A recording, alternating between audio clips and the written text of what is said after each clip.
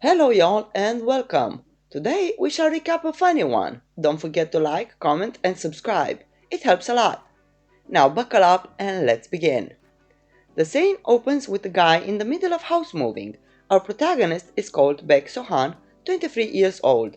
Just a normal guy with dark hair, thick eyebrows, average looks and a muscular body. His workplace boss gave him a hand with transporting the boxes containing his possessions. The boss is an older guy in his 40s, with a kind smile and a funky mustache. He is wondering about why our protagonist owns so little stuff, advising him to live a little, maybe even invite girls over to his new place. Once the moving process was done, Sohan attempts to show gratitude for the help to his boss, but the latter refuses the dinner invitation since it was barely any hassle. Wishing for our guy to rest well tomorrow and see each other at work the day after, the boss drives on his merry way home. We are then given a small update on the present status. Sohan was forced to drop out of high school when his dad ran off, leaving only his debt behind. So he spent the next 6 years working any job he could find, and now he is finally debt-free with brand new bank account papers in his hands. No more loan payments draining his finances. Those banking documents shine brighter than any star, making him tearfully happy. While he unpacks his stuff, he remembers about all the weird jobs he worked just to pay off money he never even spent, and not to have to deal with loan sharks at his door ever so often.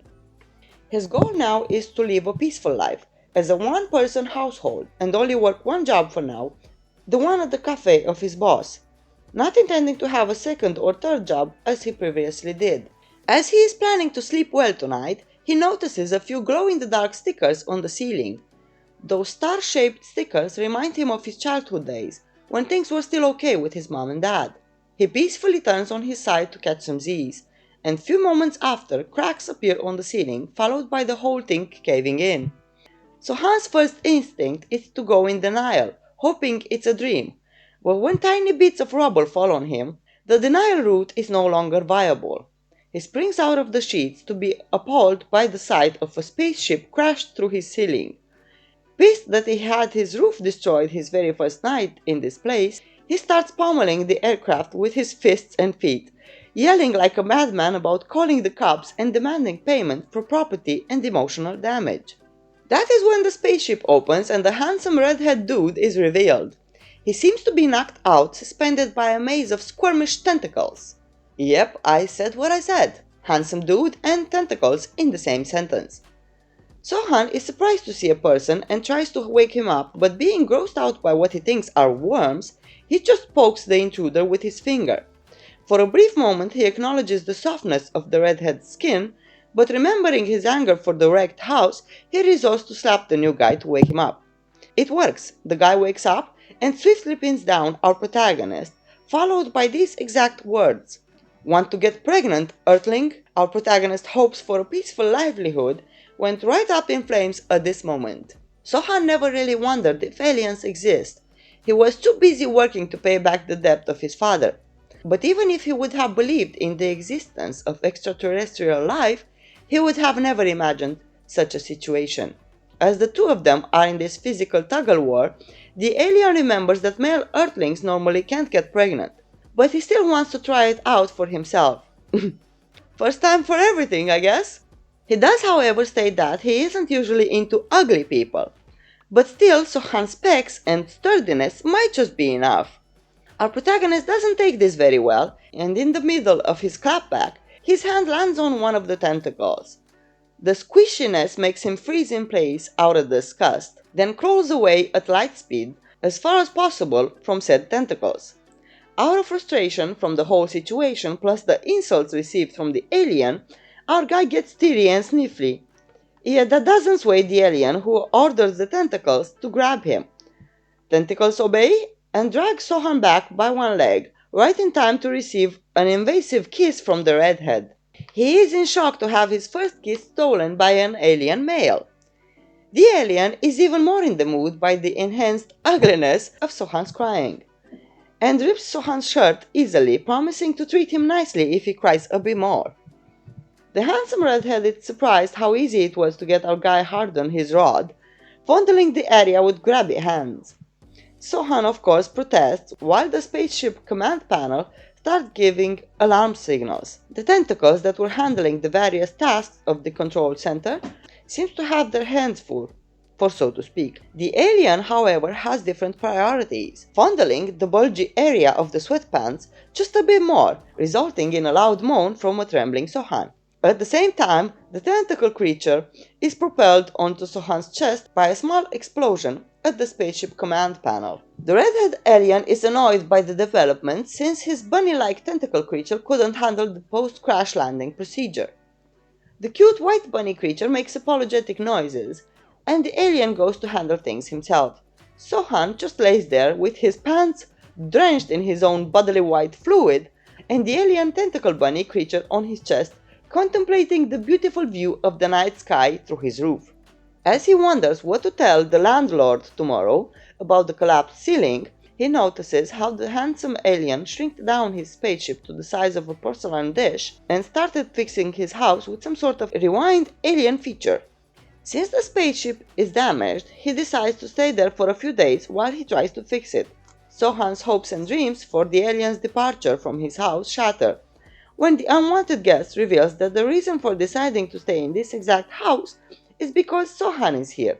For some reason, he calls him Ugo, and is almost happy that things are gonna be less boring this way. The bunny creature requests food, so Sohan gets up and attempts to wipe off some of his bodily fluids from the pants area using toilet paper, saddened by the fact that the meteor crash was not followed by some stupidly lucky event like winning the lottery, but instead he got his residency invaded by an unwanted alien roommate. Once the alien dude allows his pet to raid Sohan's fridge, the latter confirms his thought of having his home invaded by a handsome leech. Still deep in thought of how to make the unwanted guest leave, said guest looks around in his home, inspecting the area. Sohan asks the visitor what is the reason he came to Earth for. The alien is reluctant to give his motive, so tries to beat around the bush a bit, whilst wiping some bloodstains from his skin. After inquiries about whose blood it is, Sohan gives the alien some medicine cream to put on his injuries, and he startles the bunny creature when assessing the fact that this is his house and the alien has no claiming rights in this regard. However, he does offer to be an Earth tour guide and help the alien with his mission. But the alien keeps claiming Sohan's house as his, irritating the other. After some back and forth, the alien reveals his purpose of the trip to Earth: to wipe out humanity, since they'll go extinct anyway in a few thousand years when the sun dies. As he explains his reasoning, Sohan can't help but notice how the alien's eyes resemble those of cult members in their fanatic moments. However, there is one particular human the alien wants to dispose of first. If Sohan helps him find his target, he will give the human extinction mission more thought. The person Sohan has to help finding is the one that abandoned the redhead in space, his father. The next chapter gives us a backstory of Sihwa, the unwanted alien guest. He is from planet Alpha, a place so far away that is beyond hope of reach for any Earthling.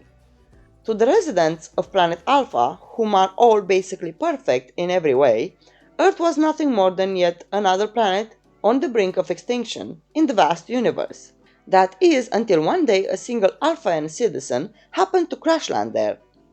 Once there, she fell in love with an Earthling. Soon after, their love that transcended species boundaries culminated in the birth of a child from the body of the Earthling. And that child was the alien punk standing before Sohan. Word has it that after he gave birth, the father performed the Houdini disappearing act, and that was that. Even if our protagonist kind of understands the history lesson and the reasoning behind Sihwa's trip to Earth, he is quite puzzled by the fact that a human man gave birth, since on Earth that is not how biology and anatomy work. After a bit of banter between our dudes about how Earthlings are inferior and not worth the hustle of developing tech to help distinguish them apart, like humans with ants as comparison, Sihwa shows the one clue he has about his pops: a student's ID card from 20 years ago. The information on it is Chae Si-in, student at Hanguk University, Department of Philosophy. The picture of his dad shows where he got his pretty face from. They have a bit more of a back and forth argumentative conversation, and soon they make preparations for sleeping arrangements. Better said, Sohan does prepare the bedding and blankets for Sihwa while the latter showers. He also prepares a cushion for the tentacle bunny in the attempt to make him retract all those wandering extremities. Bossing our protagonist around, the alien makes himself at home, sleeping comfortably, while Sohan, with barely one small cover and a folded towel as a pillow, tries to sleep on the bare floor. However, since it's been such a full day with the most unpredictable events, his mind can't help but wonder and ponder about all that was previously discussed. That reminds him of his own backstory and how he was left with a lot of rage after his father's betrayal and abandonment. And with the thought of his own memory lane, Sohan drifts asleep. Some moments later, our protagonist is awakened by a wet and warm sensation, while his bare body is cuddled by tentacles left and right, soon joined in the activity by Sihwa himself, exploring the docking space with his fingers in search of warmth in the tunnel. What helps the whole mood is that the alien calls him by his name, not Ugo like before. And then Suhan blinks to see a towering Sihwa shouting for him to get up whilst pressing his foot on our protagonist's swollen area. Yep, it was all a dream, while he is basically wrapped in his tiny blanket on a bed made by tentacles of a sleeping bunny alien. The embarrassment is quite heavy for the steamy dream itself, and the white liquid explosion caused by Sihwa's foot first thing after opening his eyes awake. The next scene takes us to the Hanguk University, where our two dudes decided to start their research upon Sihwa's insistence, even though Sohan doubts it will take them anywhere, since the only clue they have is the 20 years old student's ID. The cafe our protagonist works at is at this university campus, so he asks the alien not to cause any trouble or make a scene. Same goes for Pee-Pee, the alien bunny he named himself. No tentacles allowed. Sohan insists in reminding the alien about the ground rules. No talking to anyone, no kissing anyone, no weird impregnating invitations to anyone. Pretty straightforward if you ask me. Also, no killing, to answer Sihwa's inquiry. So far, Sihwa was well behaved on campus. That is, if we don't pay any mind on him climbing on top of the school mascot statue and the accidental destruction of property on the basketball playground. As our protagonist ponders on the developing ulcer if things keep going at this rate, he is approached by Choi Hyukjin, his 20 years old co-worker. The youngster is mesmerized by the alien's handsome appearance, yet to Sihwa this one looks ugly as well. He is also not pleasantly impressed by the handshake with the new earthling, feeling different than what he expected perhaps. They all go together to the cafe, since the owner also studied at this university, so it might be a good starting point for the research of Sihwa's father. While they're at it, they take 2 coffee drinks, extra packed in caffeine. The guys discuss the new drink approval to the summer menu and the Sihwa's father's research details, while an exhausted ghost-like student comes in the cafe and scares the soul out of the alien.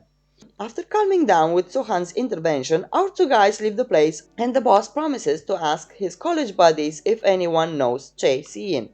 They then decide to go to the Department of Philosophy office to continue their research. Of course, Sihwa wanders around a bit and opens an empty aula, which triggers in him memories of his Earthlings-related study on Alpha Planet.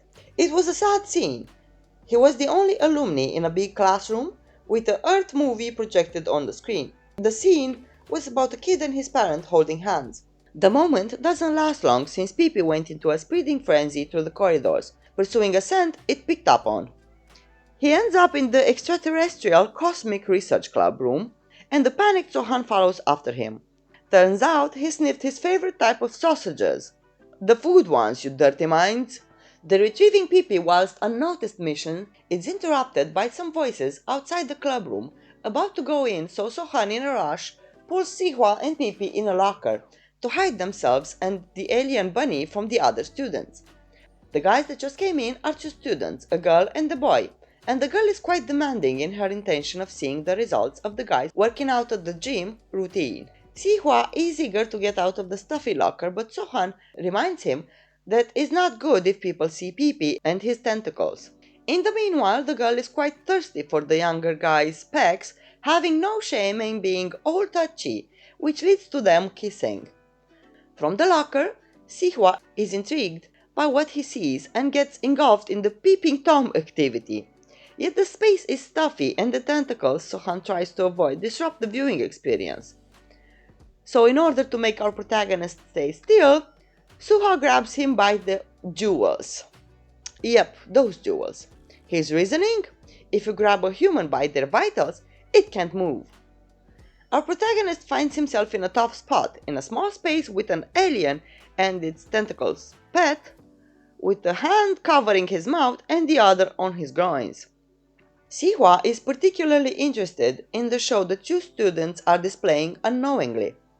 Noticing their expressions, the caresses, he's always been curious about what they feel, even in the movies he's watched. Yet the affectionate gestures he got on Alpha Planet didn't feel as warm as the ones in the movies, or the ones that he saw now. In the stuffy locker, each of the occupants has their own activity.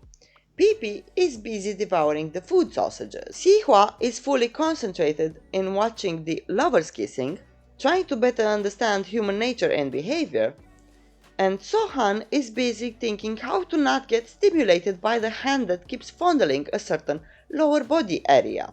He is not successful in his attempt, and the protuberance makes itself at home in the circumstance. After a while, Sohan doesn't aim at no stimulus, but almost craves more. Half-assed things, I guess, aren't for him. That is when Sihwa notices the whole situation, but assumes it was Sohan that got it started, not realizing his own fondling this whole time. So Sihwa bursts out of the locker since the young couple left the room and pushes our protagonist on the couch underneath him. In the commotion, the alien notices that Sohan's touch feels hot to him, so he requests head pats. Pee gets back to business in devouring more food sausages, and Sohan reluctantly scratches Sihwa's head. But after more insistence from the latter, our guy obliges in doing it properly. Sihwa enjoys it. His heartbeat increases and his eye gaze changes. Sohan presumes it's a bad reaction to all that caffeine from earlier. The head caresses continue for a while, and Sihwa's reactions get more and more intense, yet our protagonist still thinks it's the fault of the caffeine, and the alien's childish behavior made him copy the actions of the couple they saw earlier. For a brief moment, Sohan entertains the idea that the alien looks quite like an angel. That is until he opens his mouth to say that our guy looks even uglier up close. Sohan's angry reaction to such words is quickly subdued with a kiss the alien initiates. A zipper is opened and Sohan wants to get the dam open so they can get back to the research. But Sihwa is not very happy with having to give a helping hand again.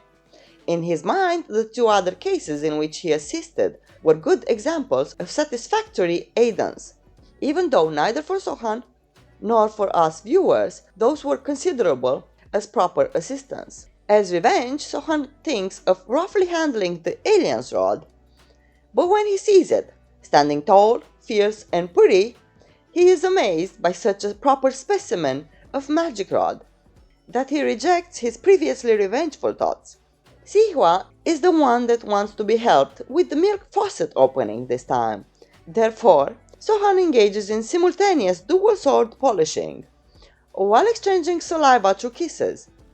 The alien managed to take his first kiss and his first handiwork so far. Yet he is still craving more warmth, like some inside the warping tunnel warmth. When he tries to touch his way towards the tunnel, Sohan stops him, yanking his hair. Due to the fact they have to get this over with fast to not get caught doing nasty stuff in the club room, Sohan brings a compromise to the table. Use the vocal orifice. A different hole is still better than no hole, I presume. Sihwa doesn't need any convincing on the matter. He is quite eager to get in there if you catch my drift. A bit of hump and thump later, Sohan gets a taste of protein juice, and Sihwa's heart rate slows down from its racing pace. Once that has been taken care of, Sohan decides to take care of his own sword polishing since it's been left hanging for so long already, while Sihwa watches the whole thing. But our protagonist is struggling to get the job finished. Sihwa's flag, on the other hand, gets up and running again, so he moves our protagonist to the table in a tight hug whilst their bodies generate more heat through friction. Of course, he still wants to explore the warping tunnel, but Sohan promises they will do that next time. Pee is still munching on the food sausages. Our guys do more warmth generating friction, and voila, both milk faucets burst open. Sihwa becomes sleepy, Pee gets noisy, and Sohan is pondering the whole situation while still in a very sticky, gooey, and half-dressed entanglement with Sihwa, when he suddenly notices that a dark, hooded, gloomy figure witnessed what just happened in the room. There is still much to happen in this BL webtoon manhwa, but for now, this is where the segment ends. If you enjoyed the recap and my wild coded commentary, please consider subscribing, like, share, and comment, you know the drill. It helps a lot and would be very appreciated. In the meanwhile, wish you all a great day. See you on the next one. Thanks for watching.